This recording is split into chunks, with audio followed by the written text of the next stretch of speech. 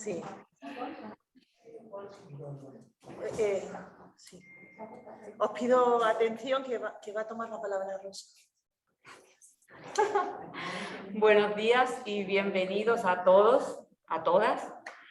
Y bueno, dentro del marco de nuestra exposición y de este museo de arte latinoamericano y nuestra exposición que inauguramos en marzo, Arte Contemporáneo en Oaxaca, Vanguardia, Mito y Tradición, que bueno, si no han tenido tiempo de verla, a los que no nos conocen, pues les invito después que la disfruten.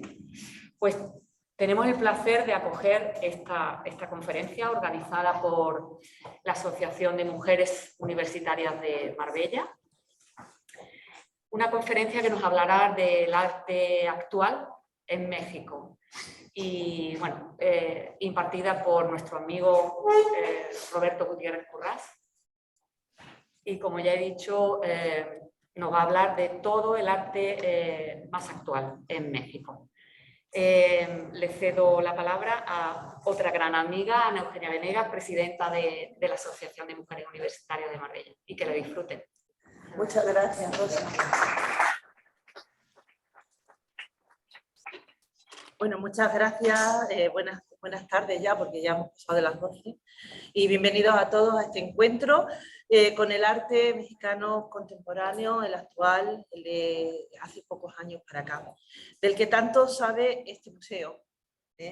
Y gracias por asistir y gracias especialmente a la dirección del museo, a Rosa Ruiz, por haberse empeñado en que esta institución, el Museo Rally de Marbella, con los artistas y obras de prestigio que contiene, dialogue de tú a tú con los artistas y con las iniciativas de nuestra municipalidad. Muchas gracias, es muy generoso. Gracias a todos los que habéis hecho posible este encuentro, especialmente a la vicepresidenta de AMUN, a Graciela Guaym, que se ha venido desde Madrid, nada más que para montar el tema de la retransmisión en directo y la grabación. Y, y está aquí desde muy tempranito montando todo. Bueno, y muchísimas gracias a Robert, que es un artista ecléctico totalmente, redondo, es uno de mis artistas favoritos y él lo sabe, que además, conociendo la curiosidad intelectual de la institución que represento y su implicación social como trabajadoras que somos las mujeres universitarias por una sociedad más justa, donde la educación permanente posibilite la igualdad de derechos y el aprovechamiento de todos los talentos con independencia de su sexo para nuestra sociedad. Robert se brindó enseguida para compartir sus estudios y sus vivencias del arte del México contemporáneo, que él conoce también y del que ha formado parte muchos años. La Asociación de Mujeres Universitarias de Marbella, de la que soy presidenta, ha cumplido ya 12 años de implantación en nuestra municipalidad. En estos momentos somos más de 80 socias, casi 90, de diferentes disciplinas universitarias y de distintas nacionalidades. Son las cosas que da nuestra Marbella, que aquí cabe todo el mundo. También contamos con un buen número de colaboradoras que son importantísimas para nosotras, amigos, amigas, y gozamos de reconocimiento social en nuestra área de influencia y también fuera de ella. No en vano, de nosotras, de la Asociación de Mujeres Universitarias, nació la iniciativa del Puente Cultural de habla hispana y que tantas colaboraciones está produciendo con Latinoamérica. Incluso hemos estado analizando el progreso del Tratado de Beijing y viendo cómo los países pues no están cumpliéndolo. Y así que seguramente lo que estamos para darle un empujoncito y que se acuerden de que lo que se firma por la igualdad de hombres y mujeres en el mundo hay que cumplirlo. Hace 3 años recibimos la categoría de entidad de utilidad pública tras unos rigurosos controles de transparencia, de objetivos y también por nuestra labor realizada. Pertenecemos a la Federación Española, a la Europea y a la Internacional de Mujeres Universitarias y se nos oye en la ONU. Desde este año, desde 2021, pertenecemos también a la Red Andaluza de Entidades Conciliadoras de la Junta de Andalucía y acabamos de asistir a un congreso, el regional de coeducación, y asistiremos próximamente al de violencia contra la mujer. Trabajamos, como ya os he mencionado, en la educación permanente y realizamos numerosas actividades culturales como pues, cineforums, tertulias literarias, conferencias como las de hoy, seminarios, veladas musicales, encuentros de socias, forums diversos de discusión. Por otra parte, nuestras cuotas de socia, que lo sepáis, y las de nuestras colaboradoras, y además muchas también los fondos que recaudamos con nuestros seminarios o algunas otras actividades en las que sí podéis contribuir, pues es para todo ese fondo es para el programa de becas de chicas brillantes de nuestra municipalidad, Marbella, San Pedro de las Chapas, de toda nuestra extensión. Y son chicas muy brillantes que además pasan por un momento económico y que pues, nos parece necesario, muy necesario, que no se pierda ese talento por un tema económico, ¿no? En la actualidad tenemos becadas 58 chicas, algunas ya han acabado la carrera y bueno, trabajan y algunas son socias y algunas están conectadas a través de streaming y nos están escuchando en estos momentos. Un saludo a todas. Así que os animo a seguir participando en nuestras actividades y objetivos y haceros socias o colaboradoras o amigos o amigas o todo, porque la idea es crear una sociedad mejor. Ahora voy a dar la palabra a Roberto Currás, que tiene un extenso currículum de participación en iniciativas y exposiciones de arte y es el creador de algunas de las portadas de mi libro, como ya sabéis, de las mejores. Son las mejores de la portada de mis libros. Roberto nació en Sevilla y pasó su niñez y juventud en Marbella. Luego se trasladó a Xalapa y ahora tenemos la fortuna de que esté entre nosotros de nuevo. Pertenece a una familia de artistas. Su padre era pintor, su abuelo era músico flamenco, su tío era bailaor, bueno, y también me gustaría poner en valor a su madre, porque es una mujer brava, una mujer gran lectora, escritora y una activista social de las que necesitamos mucho. En su infancia, Roberto bebió de los impresionistas franceses, del mundo del flamenco, de los gitanos, de la educación también, no obvió la educación formal, el dibujo, la fotografía, el cine, pero el artista siempre ha sido de la creencia de que es importante la educación que se produce en el contacto con los demás artistas y en la transformación que se produce en el pensamiento. Y bueno, es siempre su activa observación ha encontrado admiración por la pintura española de todos los tiempos, por los contemporáneos, por las vanguardias, por Picasso, por el grupo El Paso, por Tapies, por Barceló, mi amado Barceló. Y bueno, ha estudiado en profundidad un artista muy interesante que es Francisco Toledo, al que el Museo Rally dedicó la semana de los museos de este año y donde Roberto pues hizo una ponencia sobre Toledo, sobre Francisco Toledo. Roberto Currás, estuvo radicado en la ciudad de Xalapa, donde produjo gran parte de su obra desde 2004. Ha realizado numerosos, y bueno, estuvo imbricado en toda la sociedad, en la intelectualidad, en el mundo de los artistas. Ha realizado numerosas exposiciones internacionales, tanto en la República de México como aquí, en España. Publicó en 2005 un poemario que yo tengo el libro, se lo he confiscado. Sí, todavía no me lo ha devuelto. Sí, no se lo he devuelto porque sé que es uno de los ejemplares de los pocos que quedaron aquí en España. pero eso lo tendré que devolver. En fin, se titula Intervalo, ese poemario.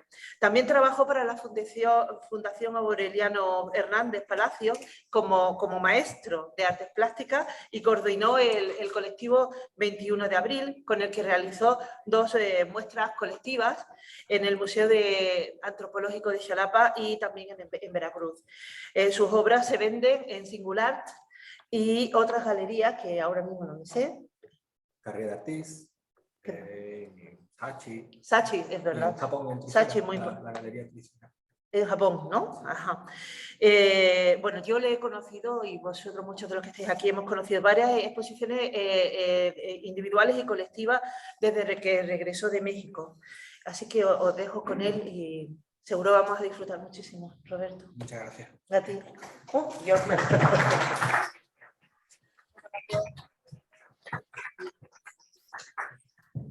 Me voy a trasladar allí para que vean bien la pantalla, ¿vale? ¿Se me escucha bien?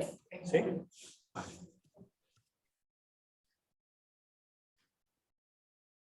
Muchas gracias a todos por asistir a esta charla, conferencia en torno al arte contemporáneo en México, y gracias a MUN por organizar la conferencia y al Museo Rally, que ha tenido a bien disponer sus instalaciones. Parafraseando al filósofo y sociólogo Zygmunt Bauman, vivimos tiempos líquidos. Ni los sistemas políticos ni las ideologías duran lo suficiente para poder consolidarse. Todo se diluye rápidamente. También la información que nos llega desde Internet o desde la televisión. Hace un instante, que parecía eterno, estábamos encerrados en nuestras casas y aplaudiendo en los balcones. A renglón seguido, quedamos impactados por el regreso de los talibanes en Afganistán y enseguida las circunstancias o la agencia Setting nos redirige la mirada al volcán de La Palma o a la crisis energética y una vez más la urgencia nos llevará a otra cosa, sin tiempo para reflexionar. Las ideas que sostienen el sistema cambian de un día para otro y esto afecta directamente a las dinámicas del arte contemporáneo, en donde la prevalencia de un relato hegemónico queda a expensa de los vaivenes que acontecen desde principios de este nuevo siglo. El arte ha dado un salto cuantitativo y cualitativo en los últimos 30 años, pero esto ya ha pasado en numerosas ocasiones a lo largo de la historia. La comprensión del desarrollo histórico que nos ha traído hasta aquí es fundamental para no estar a expensas de las modas que vienen y van y que en algunos momentos nos pretenden vender una buena nueva, de alguna manera atendiendo a un dogma de fe, como si el historicismo no fuera necesario y hubiese que cortar por lo sano los raíces de la historia del arte para considerarnos únicos y mejores que aquellos que nos han precedido. En el caso de México, es necesario comprender su devenir histórico, aunque sea en un breve esquema que nos resitúe de una manera más precisa delante de la obra de los artistas que vamos a ver hoy. La pluralidad del arte mexicano actual es compleja y diversa, desde el conceptual hasta la artesanía o la pintura. Por lo tanto, les invito a dar un breve paseo por los hechos fundamentales que nos han permitido desembocar en esa pluralidad del nuevo arte mexicano. Vamos a empezar primero aquí, pues con algo que conocen, yo creo que conocen bien, ¿no? Que es el muralismo. El muralismo es un movimiento artístico iniciado después de la revolución de la década de 1920 y que tuvo como propósito la construcción de la identidad nacional. Sus impulsores fueron el presidente Álvaro Obregón y el secretario de Educación, el intelectual José Vasconcelos.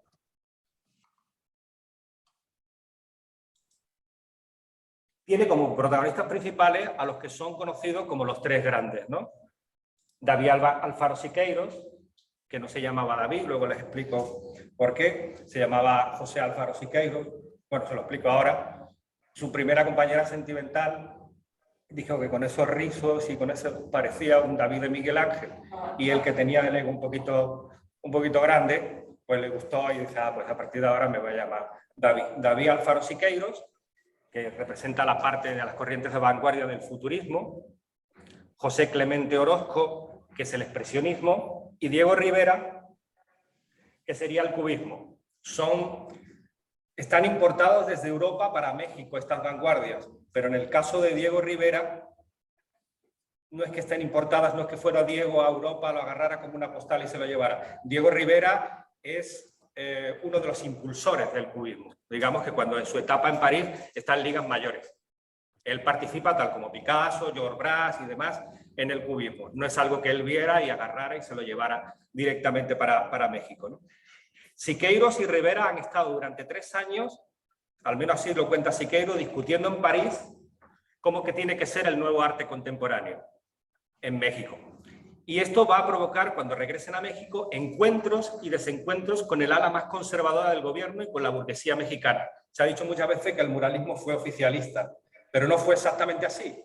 Es decir, había una idea común de la identidad de los mexicanos, pero ellos llevaron sus propias ideas y esas ideas, digamos, de alguna manera, van a chocar de frente tanto con el gobierno como con la burguesía. Este libro se lo quiero recomendar, se llama Diego de Montparnasse. Pensé que no se podía encontrar, pero lo he encontrado en internet, porque esto, cuando yo lo leí en el 2006, estaba editado por la editora del gobierno del estado de Veracruz. Y entonces digo, a lo mejor es una edición pequeña, pero sí se puede encontrar por internet y en algunos casos a buen precio. Es la historia de Diego en París, cómo es uno de los impulsores de las vanguardias. Es un libro chiquito, se lee casi como si fuera una novelita y se lo recomiendo muchísimo. Bueno, estos son los llamados Dieguitos, que son Jean Charlot, Fermín Revueltas, Ramón Alba de la Canal y Fernando Leal, que son los que convoca a Diego Rivera en la preparatoria de San Ildefonso, que es donde se va a pintar oficialmente el primer mural, y trae a estos artistas que también van a incorporar nuevas ideas al muralismo. Las características del muralismo: identidad nacional a través de la épica de lo mexicano. Esto va a contrastar, lo podemos luego contrastar con los artistas que vamos a ver. Promover los valores del Estado moderno, patrimonio artístico incoleccionable. Esto es muy importante, por lo menos en la primera década del 20, donde, digamos, los muralistas están dentro de esas utopías de izquierdas y demás, y están haciendo murales, e incluso se llega a una polémica de que si son unos subvencionados y demás, y Diego Rivera llega a enseñar las nóminas, donde ellos están cobrando un sueldo de obrero, un sueldo de trabajador como cualquier otro trabajador. Monumentalidad, la monumentalidad está claro, se hace una obra grande porque queremos llegar a la gente que no puede llegar al arte, queremos estrechar las desigualdades, entonces lo hacemos cuanto más grande, mejor, ¿no? Pasado prehispánico e iconografía campesina.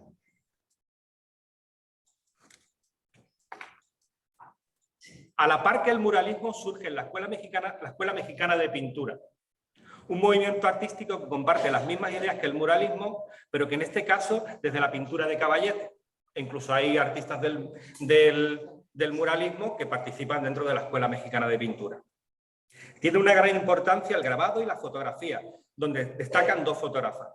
Tina Modotti, esto no sé a lo mejor si conocen a Tina Modotti, pero la vamos a incorporar porque realmente el trabajo de esta artista como pionera de la fotografía en México es impresionante.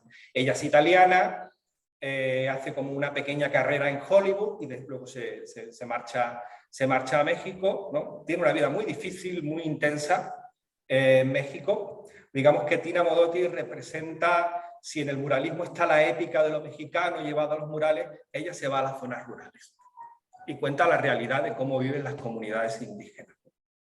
Vamos a ver una fotografía de Tina Modotti. Yo creo que es una fotografía que podríamos ver hoy en día y sería una fotografía absolutamente contemporánea. La podríamos poner dentro de cualquier centro contemporáneo. Y la gran Lola Álvarez Bravo. Si Tina Modotti va a las zonas rurales, Lola Álvarez Bravo durante décadas ha reflejado el México emergente, el México de las grandes ciudades. Y a la élite cultural de México. No creo que haya escritor o gran pintor en México que no haya pasado por la cámara de Lola Álvarez Bravo. Entre ellas, por supuesto, nuestra Frida Kahlo.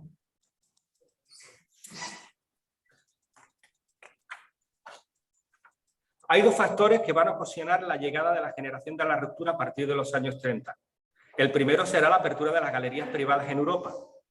y el segundo será un hecho puntual pero de capital importancia. La apertura de la primera galería privada en México, la GAN, inaugurada por Carolina Amor, pero que impuso desde el primer momento su hermana Inés Amor. La seriedad, honestidad y profesionalidad de Inés Amor atenderá primero las exposiciones de la Escuela Mexicana de Pintura, posteriormente de los surrealistas, y dará la oportunidad a la generación de la ruptura de poder emanciparse, viajar a Europa sin tener que depender del papá-estado, ¿no? He traído este libro, que también se puede conseguir, lo pueden comprar en internet. Aquí está todo hasta los años 70. Todo el México, el chisme, todo lo que quieran encontrar de lo que ha pasado de la ruptura y del muralismo lo van a poder encontrar aquí. Es la biografía de Inés Amor, contada por Teresa del Conde, que es una de las historiadoras más importantes de México, ¿no? Y esto también lo pueden conseguir en internet y se lo recomiendo muchísimo.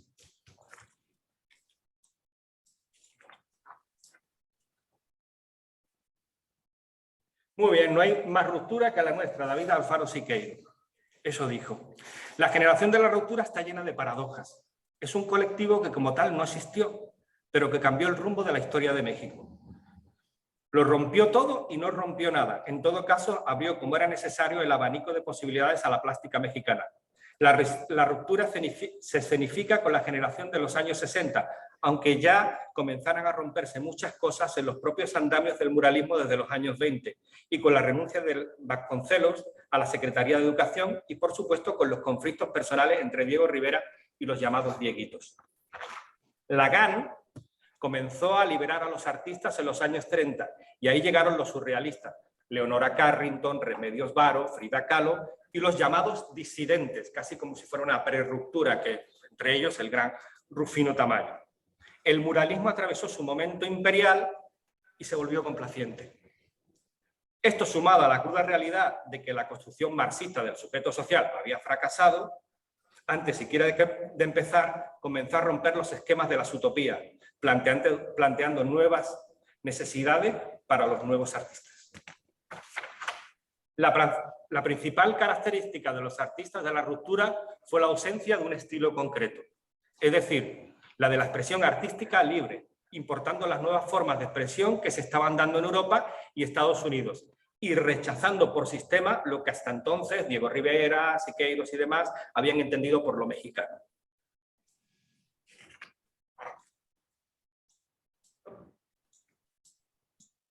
Escenificación de la ruptura, el camino único tras la cortina del nopal.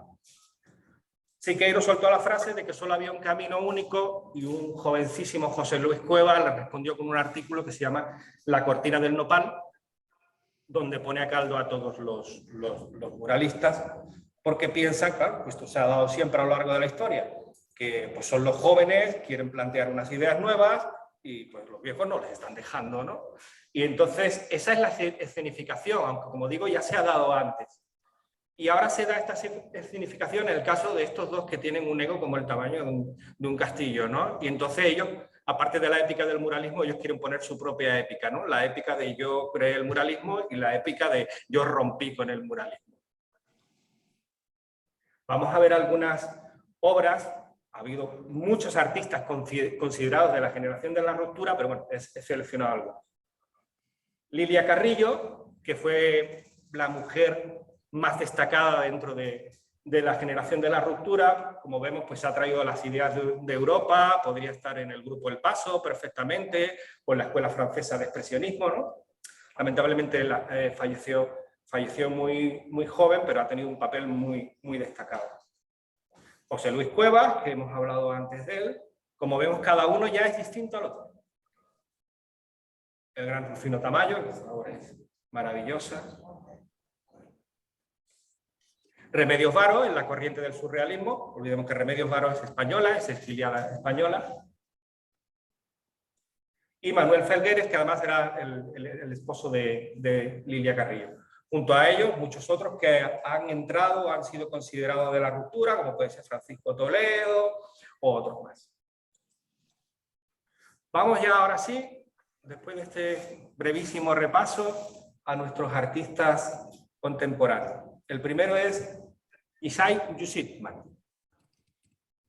Yisai Yushitman, 1963, Ciudad de México, es artista, crítico y teórico del arte contemporáneo, residente en Los Ángeles, en Estados Unidos. Es un pintor que se mueve dentro del arte conceptual. Una cosa muy interesante en Hugh Sidman, que me ha sorprendido mucho cuando estaba investigándolo, que es un excelente crítico y teórico del arte. Entonces tiene en su página web, tiene todos sus artículos, que los puede consultar tanto en inglés como en español. No se suele dar ese caso, o pinta o eres crítico, o pinta o eres galerista. En el momento que se hace el sancochado hay problemas, pero en el caso de él tiene un conocimiento artístico intelectual muy grande. Es un pintor que se mueve dentro del arte conceptual. ¿Qué pasa? Que en México hoy en día vuelve a haber una nueva polarización, igual que con la ruptura y el muralismo. Y ahora la polarización es entre los conceptuales y los artistas plásticos, ¿no? No se pueden, no se soportan.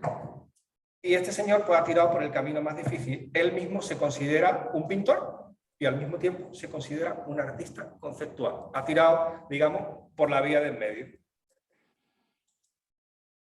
Y dotado de una enorme técnica y calidad formal. Lo pienso yo como pintor, que Hugh Sidman pinta de una manera increíble. Es un pintor que se mueve dentro del arte conceptual. Es fundamental para Hugh Sidman la técnica, un trabajo que tenga una calidad formal tremenda, pero también lo tiene que tener el concepto, las dos cosas, ¿no?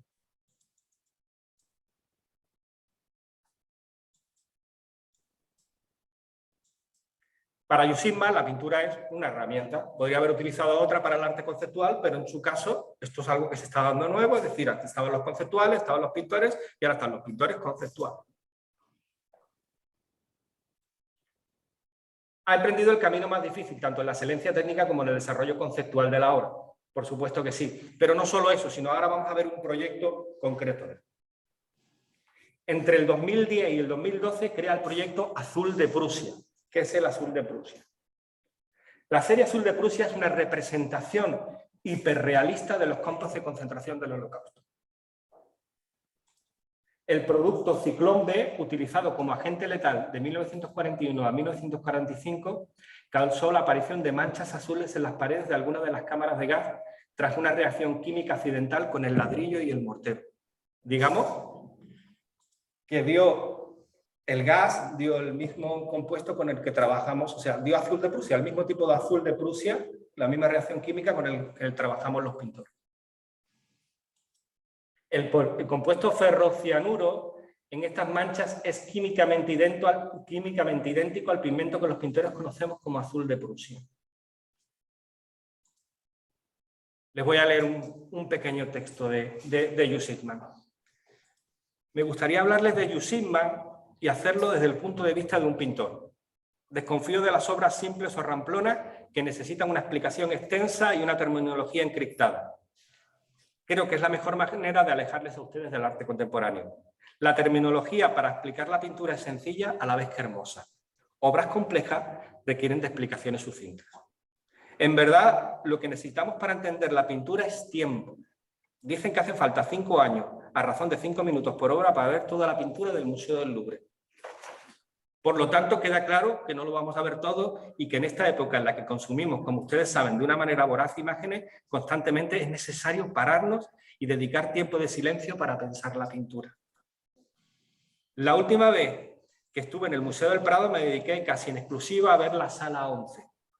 Es la sala circular donde están las grandes obras de Velázquez y, por supuesto, entre ellas las Meninas. Mucho tiempo, aunque nunca es mucho si se trata de Velázquez, para ver pocas obras. Cuando empecé a pintar, alguien me enseñó una frase que me gusta especialmente por su fonética y significado.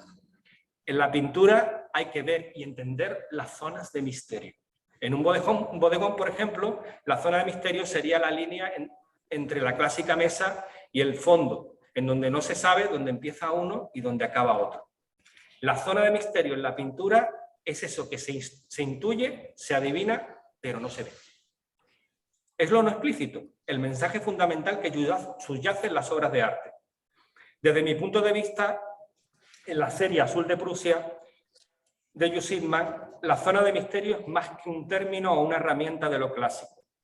Partiendo de la propia dificultad que implica el trabajo monocromático, veladura tras veladura, Hugh Sidman profundiza en un misterio aún mayor, el del significado. Las diferentes acepciones de la palabra velar, de veladura, nos sitúan en el camino para entender mejor la obra. Por un lado, cuidar, velar la obra, y por el otro, ocultar, o lo que es lo mismo, comprometerse con la zona de misterio. Y así podemos ver la ausencia-presencia de aquellos que habitaron la imagen y ya no están. No están, pero aún se les adivina en el juego de luces y los suaves contrastes. El silencio habita la serie Azul Prusia, y ese silencio es el que delata la presencia. Decía Teodoro Adorno que escribir poesía después de Auschwitz es un acto de barbarie. Y en los mismos términos vino a expresarse el poeta Primo Levi. El propio Yushimman ha hablado en alguna ocasión de la dificultad de pintar o hacer una obra que invite a la reflexión y a la memoria del exterminio. En Yushimman, un pintor conceptual que evita cualquier tipo de ocurrencia. Hay una reflexión profunda que parte del compromiso con la memoria histórica de un pueblo. Desde las imágenes de los campos de concentración y las cámaras de gas hasta los trapos extendidos y convertidos en obra abstracta. La obra de Yushimman acaba con la incertidumbre que nos trajo la fotografía, la tan manida idea de que no era necesario pintar lo que puede hacer con mayor precisión una fotografía. La serie Azul de Prusia es efectivamente una representación que utiliza fotografías. Fotos tomadas en algunos casos por el propio Yushimman y otras de archivo, pero que dota a la imagen de un significado más profundo y lo hace con el principio de que la pintura es un medio perfectamente válido para el arte contemporáneo. Cuando vemos las meninas y nos paramos un instante en la parte central del cuadro, en la de la derecha, veremos que asoma una luz tenue que nos llega de otra instancia. Velázquez, maestro del espacio, con esto gana espacio con el espacio no representado. Por lo que intuimos que hay algo más que no se ve. Desde esa luz vemos que hay otra habitación. Hay algo que está sucediendo y no se ve, pero se intuye. ¿Qué otra historia está sucediendo o está a punto de suceder? Yushimman conoce la teoría y la se resignifica por las puertas por donde entraban las víctimas. Hay una dualidad con los espacios ganados y perdidos, que significa la diferencia entre estar dentro o fuera, entre la vida y la muerte. Vamos...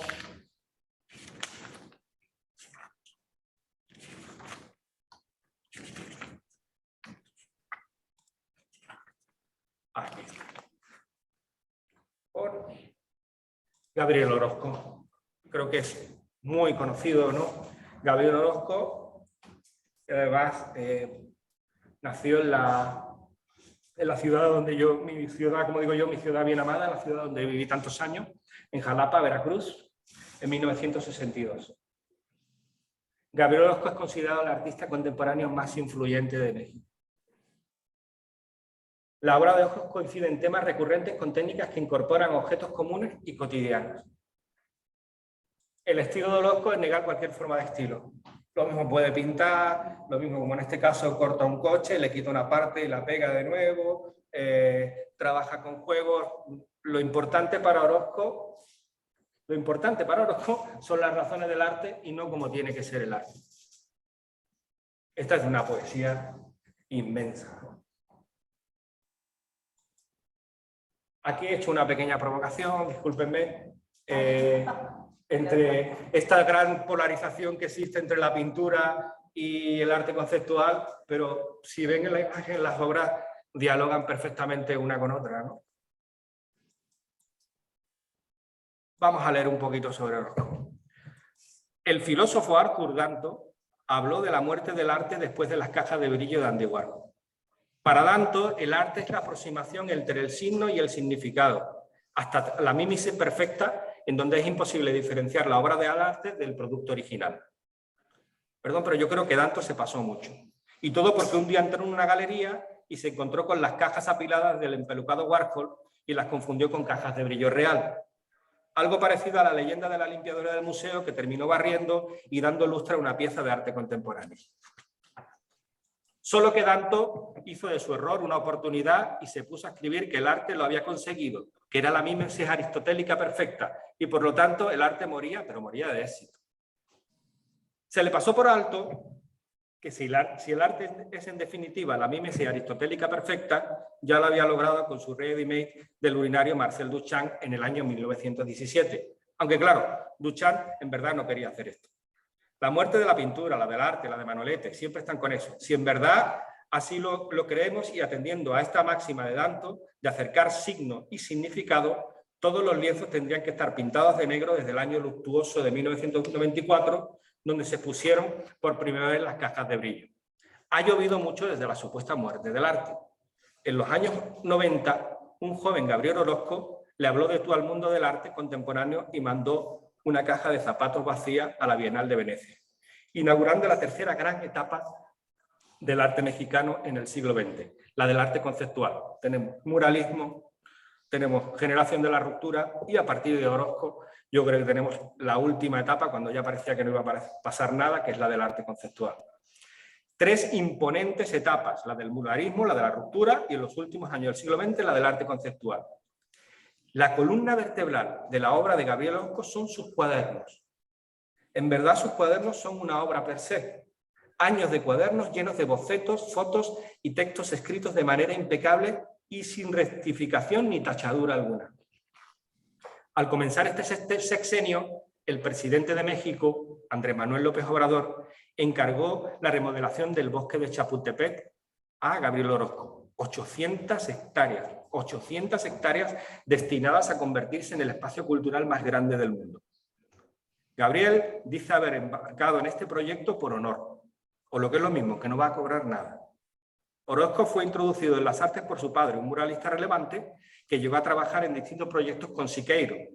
Por lo tanto, de la nada a nada. Y Gabriel Orozco no mercantiliza el bosque de Chapultepec, ni los cuadernos, y al tiempo parte de la libertad creativa de la generación de la ruptura. Si la ruptura era una generación sin estilo concreto, como hemos visto antes, el estilo de Gabriel Orozco es negar cualquier forma de estilo. No es que no tenga, como los de la ruptura, un estilo similar al de sus coetáneos. Es que a veces no tiene semejanza ni consigo mismo. Porque lo importante son las razones del arte y no cómo tiene que ser el arte. Y en su trabajo eso puede oscilar entre lo duchampiano y los procesos de descomposición de la materia, la fotografía, las basuras o trabajar con los huesos de una ballena o tal vez pintar o inventar toda clase de juegos. Todas las técnicas están a expensas de las necesidades de cada proyecto. Y dice Gabriel Orozco, esto es muy bonito, que lo importante es el azar, que el azar tiene mejor gusto que el hombre. Cuando Orozco creó la reproducción exacta de un supermercado OXXO, los OXXO son lo que son los 24 horas, pero en México, ¿no? Un supermercado de 24 horas.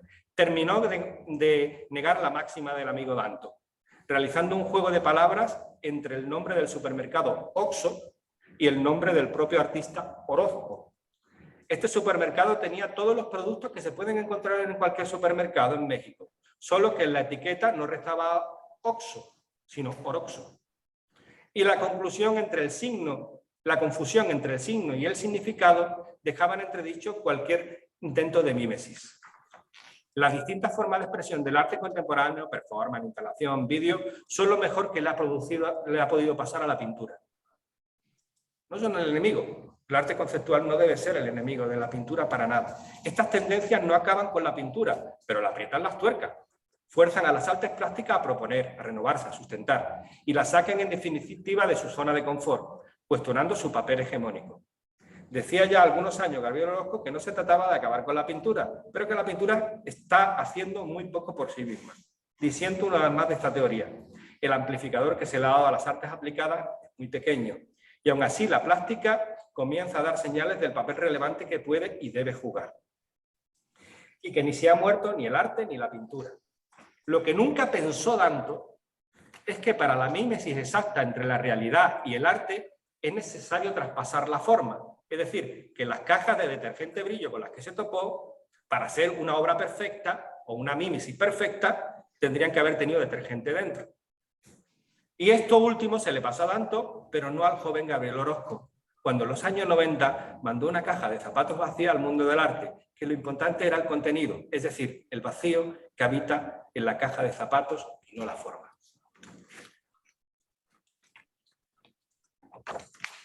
Voy con...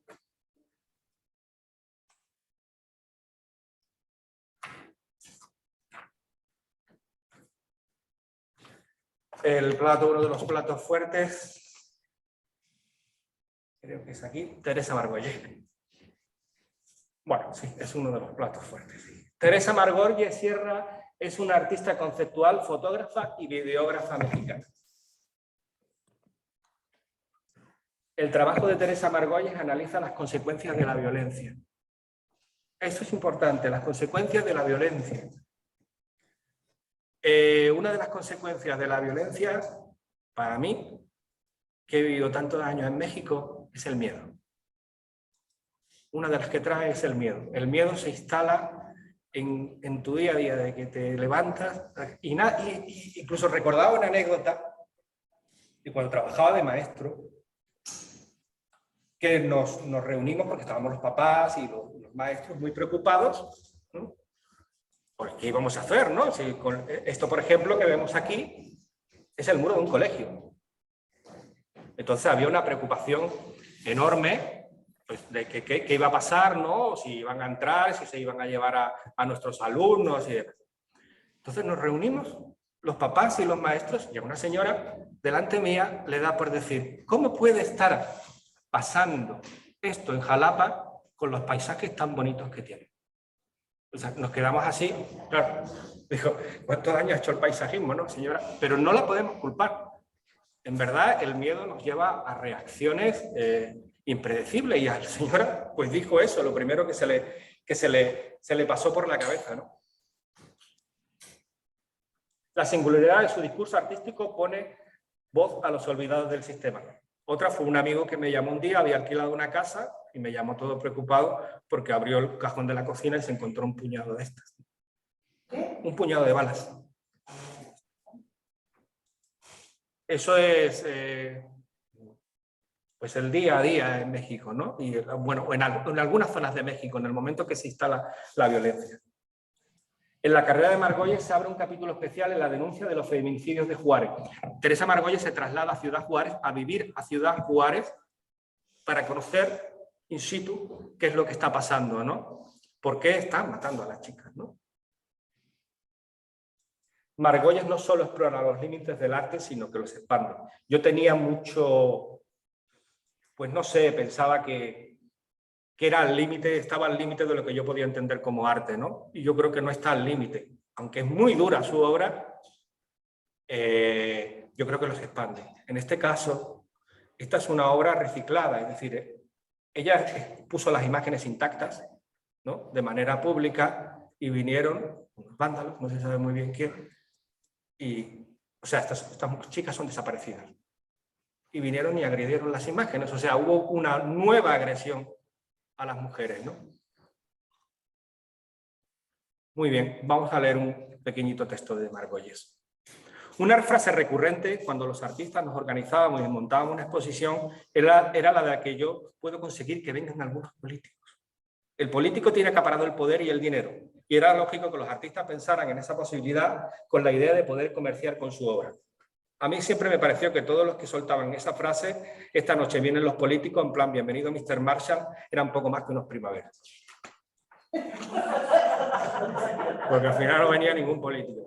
¿Qué necesidad tendría ningún político de ir a ver la obra de artistas en cierne si pueden tomar un vuelo privado a Nueva York y comprar todo lo que les diera la gana? La obra de Margolles es evidentemente muy complicada de coleccionar, aunque recientemente ha habido alguna polémica, a mí me parece una polémica del todo absurda, por una exposición en Nueva York donde la obra estaba a la venta. Obra de una manufactura más delicada, pero que en ningún momento desentona con el discurso o corpus artístico de Margolles. No me imagino un político de Ciudad Juárez adquiriendo una obra de Teresa Margolles. Sencillamente porque nadie es tan torpe para poner las causas de sus negligencias o la denuncia de sus crímenes instalados en el salón de su casa. Un político, el poderoso, necesita otro tipo de obra. Una obra que refleje su cosmopolitismo, que ha llegado y que manda. Si los antiguos burgueses querían su retrato pulcro y señorial, y no la imagen de los obreros mexicanos de Rivera, igual ahora el poder necesita ser retratado y necesita esa máscara cosmopolita, que esconda quién es realmente. No pretendo abrumarles con cifras, pero solo hasta el año 2012 fueron asesinadas más de 700 jóvenes en Ciudad Juárez, con edades comprendidas entre los 15 y los 25 años. Cuando Teresa Margolles viaja por primera vez a Juárez y se instala para comenzar su trabajo de investigación, le llama la atención que los autobuses no paran de ir y venir durante toda la noche. Van y vienen cargados de chicas jóvenes que se dirigen a trabajar en lo que se llaman las maquilas, las fábricas. Y esto nos permite comprender el contexto de desigualdad social y de indefensión en el que se han venido dando los feminicidios en Ciudad Juárez. Jóvenes que se ven obligadas a dejar sus estudios a muy temprana edad y a buscar trabajo, que viajan solas en la noche expuestas, yo creo que sobreexpuestas, para poder ganarse el sustento diario. Toqué la muerte, dejó escrito Susan Sotán después de asistir a la obra de Teresa Margolles, Vaporización. Todos los que hemos vivido en México sabemos la enorme resignificación de esta frase escrita en el libro de visitas por Susan Sotán. Porque tal vez eso es la obra Vaporización. La muerte nos ha podido rozar muchas veces. La violencia ha manchado de vapor nuestras puertas. El silbido de un puñado de balazos se ha metido en nuestros oídos en plena noche. Y todos hemos convivido con su sombra, con la sombra de la muerte. La obra que vemos en pantalla son los retratos de jóvenes desaparecidas. Posteriormente a su exposición, los carteles fueron vandalizados, como podemos ver, por manos anónimas. Teresa Margolles entendió que esto daba lugar a una resignificación de la obra. Había odio añadido al propio odio del secuestro, a la tortura o al asesinato. Le preguntaron a Teresa Margolles en una entrevista, dice, ¿por qué las matan? Dice, porque nos odian, sencillamente porque nos odian. Por eso volvió a colocar la obra ahora vandalizada e intervenida, con el claro mensaje de que no solo las matan, sino que además deshonran su memoria y nos deja la duda de con qué clase de individuos nos cruzamos a diario. Algunos han perdido tanto que han perdido hasta su clase social, leí hace poco. Les confieso que cuando comencé a profundizar en la obra de Teresa Margolles, entré en ciertas reticencias. Estaba al límite de todo lo que yo entendía por arte. Hoy puedo decir sin género de dudas que Margolles ensancha mi percepción del arte, aunque me siga creando un enorme conflicto. El profundo nihilismo, la derrota del arte, el pensar que esta es la realidad y no hay posibilidad de ninguna luz que invite al cambio. Tiene que ser muy complicado ser Teresa Margolles, mantener su discurso con tanta firmeza, a pesar de que incluso se ha tenido que exiliar porque ha sufrido amenazas. Dicen que en algunas de sus exposiciones una parte del público sale espantada y no aguanta todo el recorrido. Tal vez esa es la esperanza que deja la obra de Margolles, que nos confronta con una realidad tan incómoda que demuestra que aún podemos conmovernos. Tal vez eso sea el motor o el principio del cambio, el de que de ninguna de las maneras normalicemos los feminicidios. Esa es la función de la obra de Teresa Margolles, en el arte y en la sociedad, para reclamar justicia, educación, más justicia y más educación. Vamos con algo un poquito más relajado. Jacobo y María. Jacobo y María fundaron su taller en el año 1994 para rescatar la práctica ancestral de tonas y nahuales. Tonas y nahuales se han convertido en alebrijes, que no son lo mismo, pero porque así comenzó a llamar la gente, lo explican Jacobo y María, los comenzó a llamar la gente en el año 85 y él dijo, bueno, pues que se llamen alebrijes. Son verdaderas obras de arte. Alguien me contaba el otro día, los chicos que hicieron el altar, que algunas de estas piezas tardan un año en hacerlas. Los de la, bueno, sí, conocen esa anécdota, los de la película Coco bajaron desde Estados Unidos para asesorarse y hacer la película Coco con lo que la información que ellos le proporcionaron. Y quedaron tan encantados que incluso a Jacobo lo sacan como una caricatura dentro de la película Coco. Han convertido su obra en una industria creativa de más de 260 personas, con presencia en 6 localidades oaxaqueñas. Esta frase me gustó mucho. Somos creativos con nuestras manos, por lo que deberían ser manos de abundancia, no de pobreza. Muy bien. La obra de Jacobo y María es sumamente interesante para entender el arte mexicano desde tiempos pretéritos y, por supuesto, para entender las dinámicas del arte contemporáneo. Superando los tópicos y para adentrarnos en una cultura enormemente sofisticada desde el punto de vista de la mística, de la visión estética y, por supuesto, de las cualidades formales disculpen, necesarias para crear los alebrijes. Su obra dota de contemporaneidad a la artesanía. Ahí está servido el clásico debate de qué es arte y qué es artesanía. En este caso concreto, los alebrijes de Jacobo y María son arte, porque son artesanía de enorme calidad formal e innovadora. La semiótica que envuelve las obras y la forma están ligados al núcleo indivisible de su significado. Es decir, como en toda obra contemporánea, lo que dicta la obra es el concepto. Si el muralismo y gran parte de la ruptura la hicieron citadinos, artistas pertenecientes a la clase media, o que en todo caso artistas que desembarcaron en la gran ciudad, Jacobo y María realizan la obra desde la tierra de sus ancestros. Pudieron ser tiempo atrás los protagonistas de una fotografía de Tina Modotti. En cambio ahora son ellos los que realizan la obra. Autores del retrato de un pensamiento, unas creencias que han pasado de ser periféricas a convertirse en el elemento central. El indígena no es, en este caso, el retratado en un mural para construir la épica de los mexicanos. Es la épica de los mexicanos convertida en realidad. Fueron muchos años viviendo en México para no comprender las enormes dificultades que viven las comunidades indígenas y las profundas desigualdades sociales que aún prevalecen en el México contemporáneo. Dificultades, en el caso de Jacobo y María, dificultades añadidas si te dedicas al arte.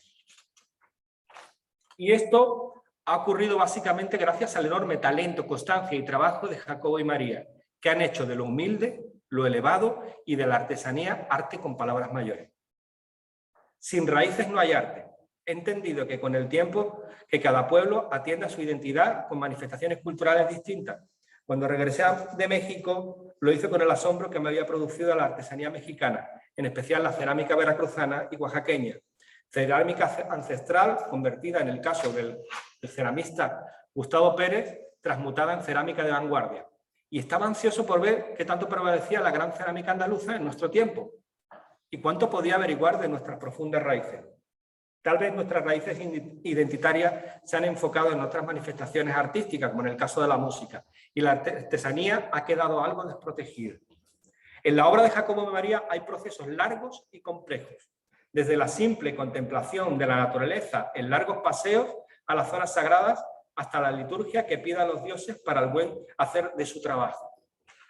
En el proceso de contemplación, Jacobo mira el tronco de un árbol y ve en ese tronco la figura de un mono con los brazos abiertos. Y ahí comienza un largo proceso en tallar la madera y terminar de darle forma. Lo conceptual puede necesitar en cualquier momento de las artesanías. Si algo aprendí en México es que lo antiguo puede ser el camino hacia lo nuevo.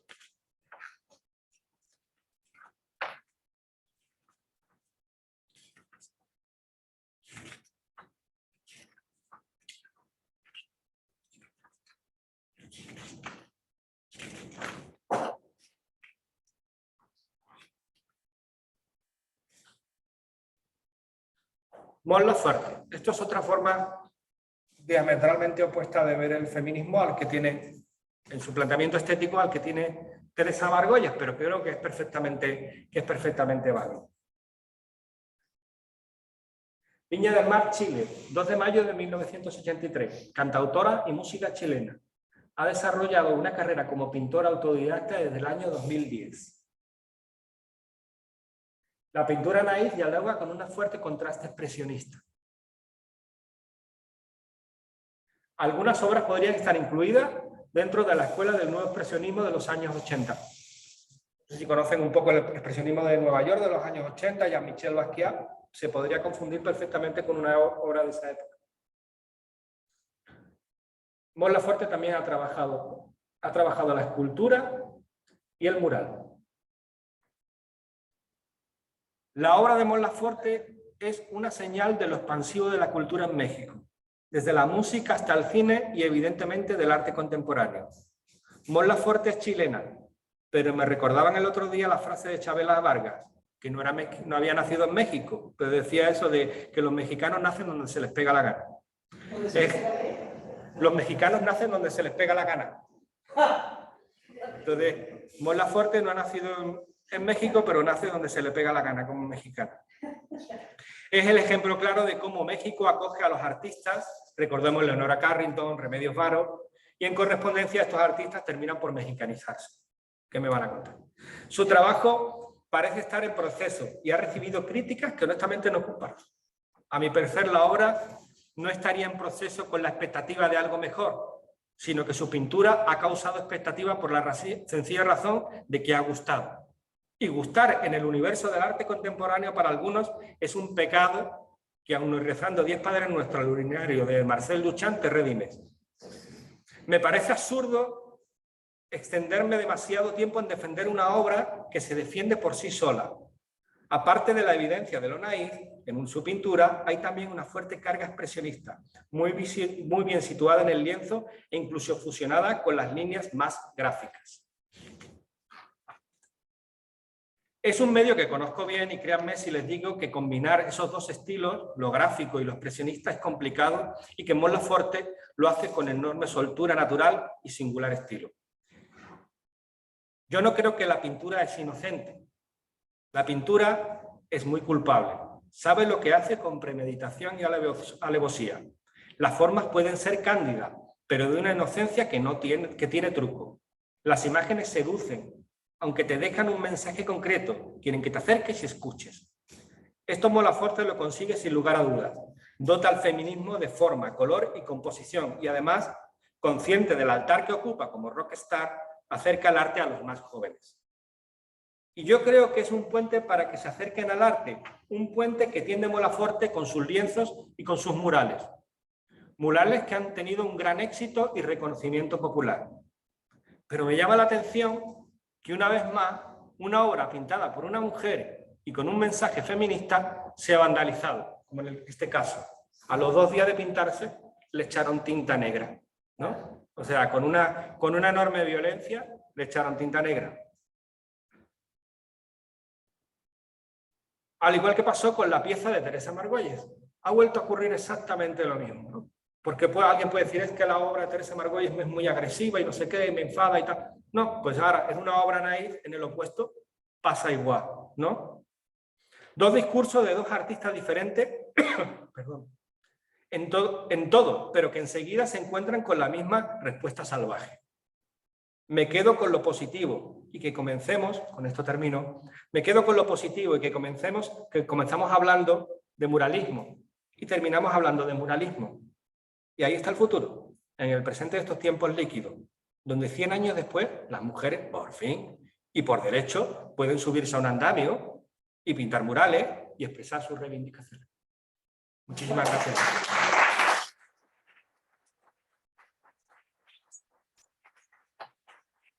No sé si se corta, largo.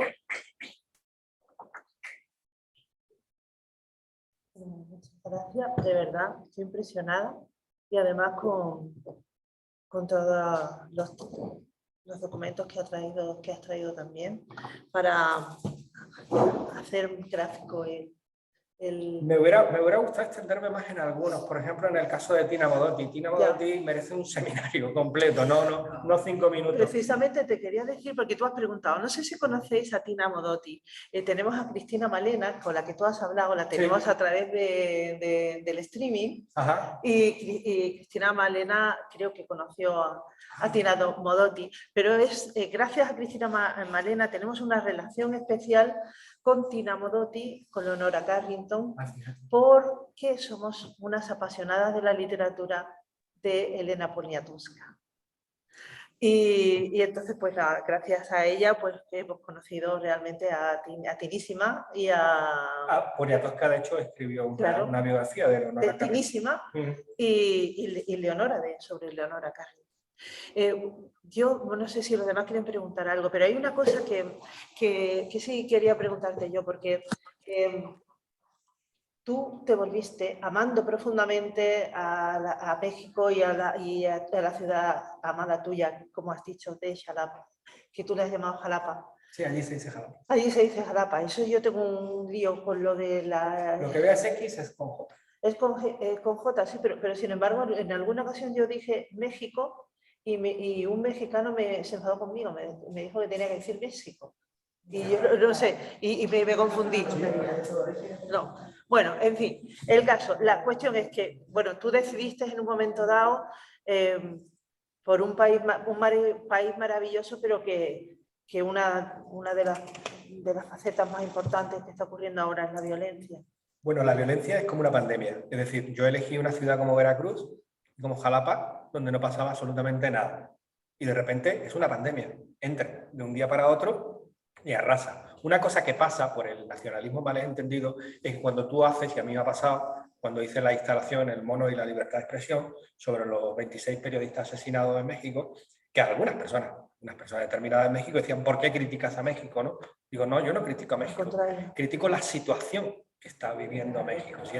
Es mi segunda patria, ¿no? ¿Cómo la voy a criticar? Sino que es como si habláramos de la Guerra Civil Española y dijeron, ¿por qué criticas a España? No, no, hablamos de un momento concreto, ¿no? Que esperemos que pase, pero eso no significa una crítica a México. Pues ahí están mis amigos, mis hermanos, ¿no? Y bueno, también, por ejemplo, la opción que tú tomaste es la que tomó Margüelles, que es la de exiliarse, sí. No del país al que ama muchísimo, sino del dolor de ver, del dolor de sentir esa violencia. Bueno, en el caso, yo creo que en Margüelles no la conozco personalmente, precisamente de los artistas contemporáneos, creo que no conozco a ninguno ahora mismo, no, ninguno. He tenido la suerte de conocer a algunos de la ruptura, Manuel Felguere, a Cuevas, también lo he conocido. Felguere es un gran pintor y un caballero, ¿no? Cuevas es un gran pintor. Vale. Pero con estos contemporáneos no los he tratado. ¿Por qué me estabas preguntando? Te estaba contando eso, la necesidad o la decisión de irse del dolor que te produce el ambiente de violencia. Vale, en el caso de Margüelles te digo que no la conozco, pero sé que no es como en el caso mío y de mi familia, que tomamos la decisión porque sospechamos que en cualquier momento puede pasar que nos va muy bien, que estamos muy bien, pero que en cualquier momento en ese clima de violencia nos puede tocar a nosotros. En el caso de Margüelles es que su obra tiene un efecto, y es un efecto que incomoda al poder. Le incomoda muchísimo y entonces empieza a recibir amenazas, y creo que ha vivido un tiempo en Madrid y otro tiempo en Barcelona.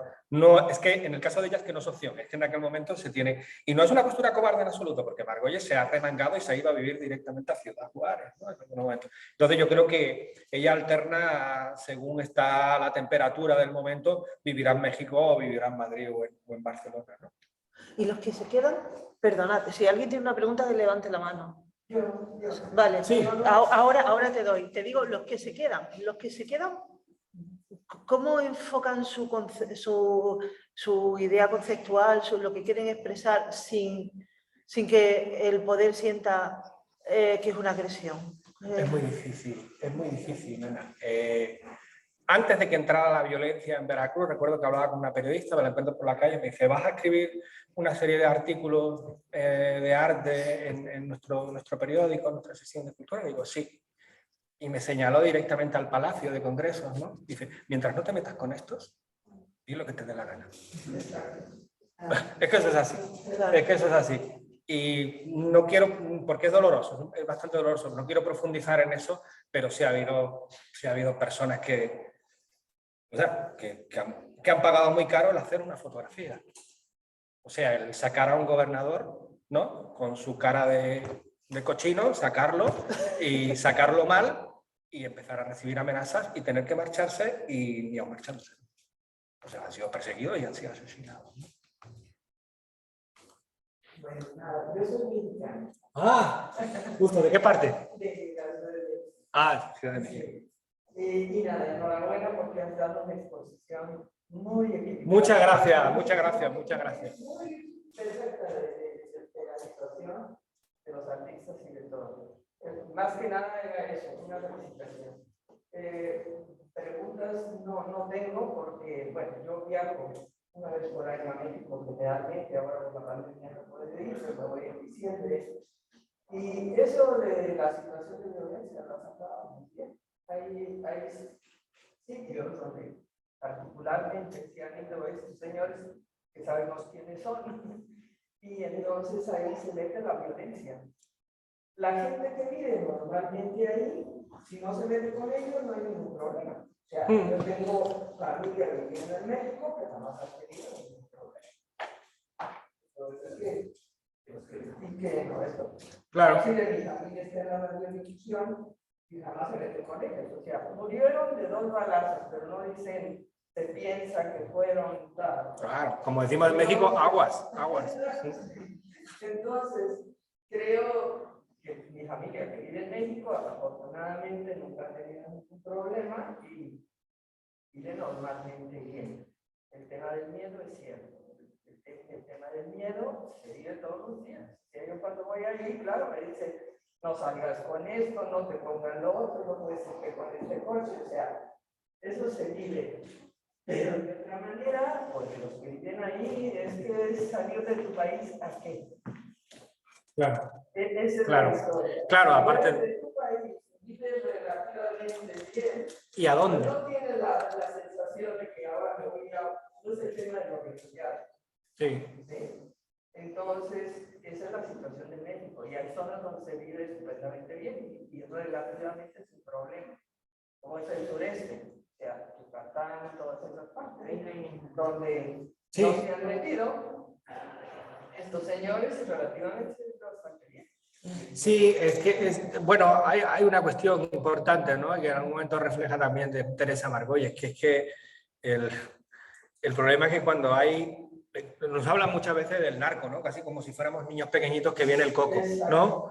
Pero cuando se matan a 700 criaturas en Ciudad Juárez, dice, esto no es la cosa de un loco que pasaba por ahí, ni siquiera la cosa del narco, ¿no? O sea, es que aquí hay una complicidad por parte de la política, ¿no? Y por parte de la gente que tiene el poder para que estas cosas no ocurran. O complicidad, o en el mejor de los casos, negligencia, ¿no? Sí, correcto.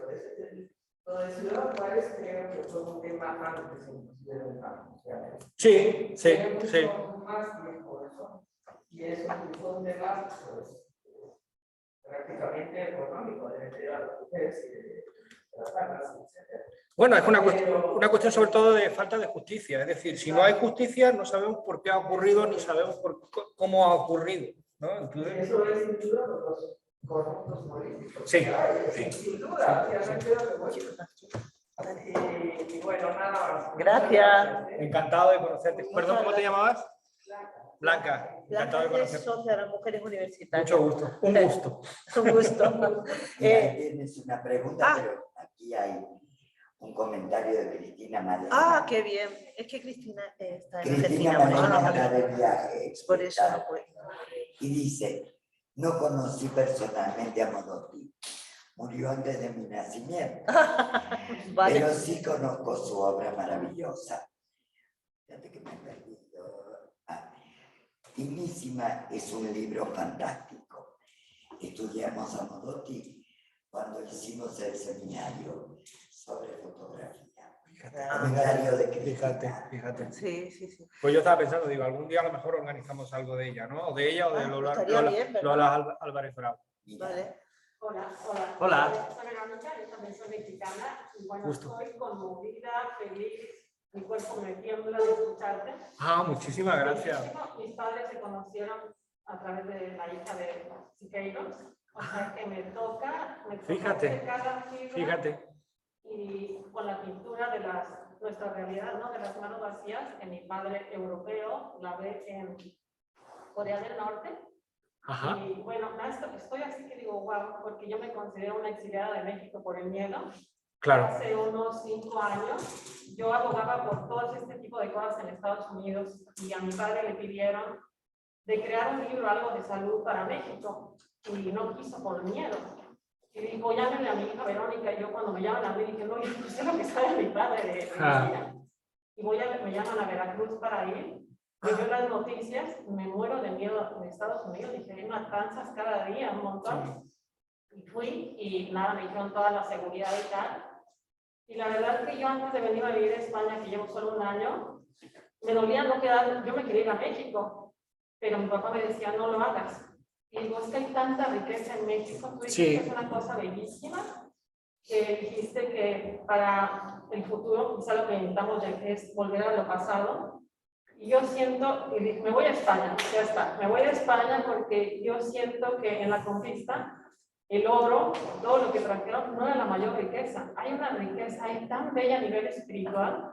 Y volviendo a la imagen de Siqueiros, de nuestra realidad con las manos vacías, pues representa la situación que estamos viviendo otra vez hoy. Sí. El miedo. Has tocado todos, o sea, has tocado muchas de mis presentaciones que digo, wow, estoy en el plan justo. Me alegro muchísimo que como mexicana te haya gustado. No, es que estoy impresionada de lo bonito. Hoy no sé si han visto todo esto de los alegrites ahora en Nueva York. Hay exposiciones por todos lados. Y yo de verdad, aquí estoy por empezar lo que yo quiero hacer, ¿no? De traer esa espiritualidad mexicana, esa conexión con lo de arriba, con lo de abajo, con todo. Mundo e inframundo. Exactamente, para volver a renacer en una manera, porque volver a lo de antes, no se puede volver, hay que integrar todos los aspectos de la vida de un ser humano para poder vivir en paz. Y estoy de verdad que digo, wow.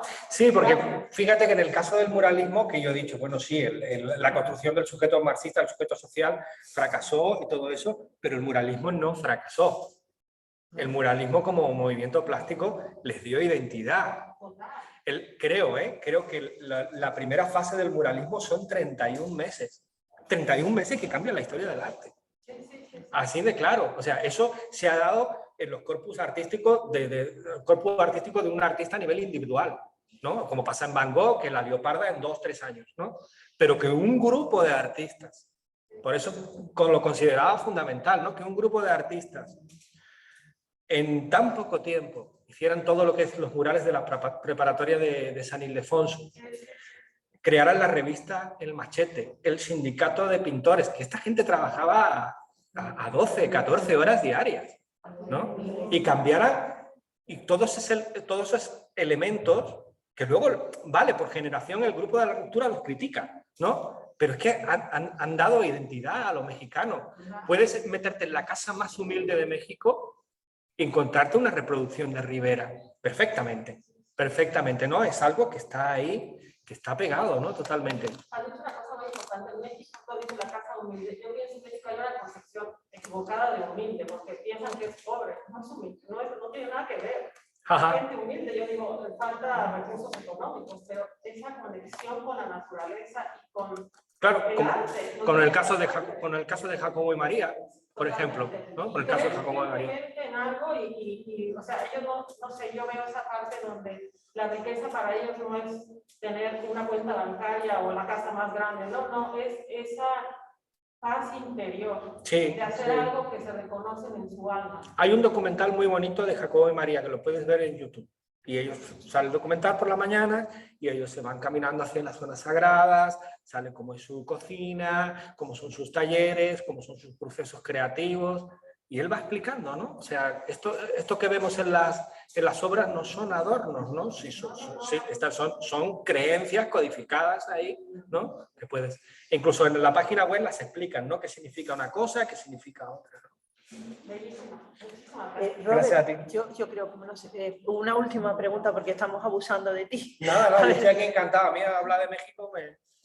Hay una cosa que durante tu exposición han predominado las figuras femeninas y me ha surgido una curiosidad. ¿Es un guiño a nosotras, a las mujeres universitarias? ¿O realmente hay una eclosión de lo femenino, de la producción femenina, de la propuesta femenina? Hombre, yo quería, y alguna vez lo he hablado eso, ¿no? Sí. También de que hubiera una presencia de las mujeres.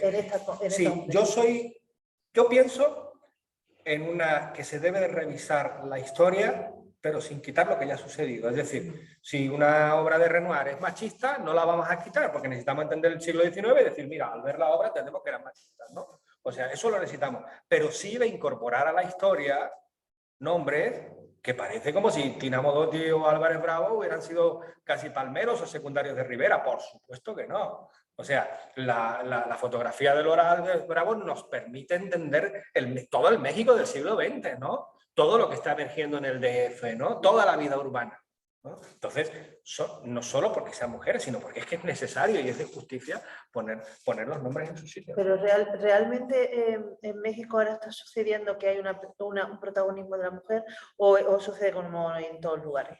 Está por sectores. No te puedes hacer una idea equivocada. Hay sectores, por ejemplo, del arte, que sigue habiendo machismo, pero a lo mejor podemos estar en un ambiente más liberal, los sectores del periodismo, ¿no? Y sectores donde, pues, como lo que hemos visto en su ciudad Juárez, donde no estamos en nada de eso, donde estamos pensando que es que no las maten, ¿no? Sí. Claro, o sea, hay unas... Sí, que es una agresión la fotografía solo de mujeres desaparecidas o un mural naif. Claro. De un feminista hasta cierto punto, ¿no? Sí. Que es una agresión contra... Claro. O sea, que las mujeres...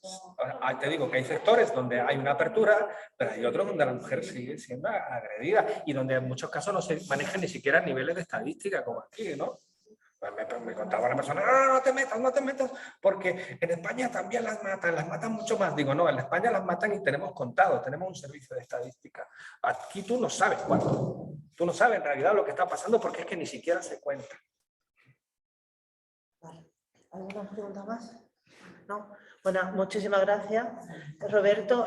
De verdad ha sido una exposición increíble y yo la he sentido también. Yo no soy mexicana, pero la he sentido bastante. Y además, bueno, algunas veces había muchos protagonistas que hemos estudiado, sí, que eran lugares comunes que siempre a uno le gusta revisar. Claro, la idea básica es que tuviera un carácter general y divulgativo y para que los que no conocen tanto el arte mexicano se interesen y conozcan algo más, ¿no? Aparte de los Rivera, así que... Claro. Muchas gracias al Museo Rally, a todas las trabajadoras. Y a la persona que está en control, a nuestra vecina, Graciela Guay.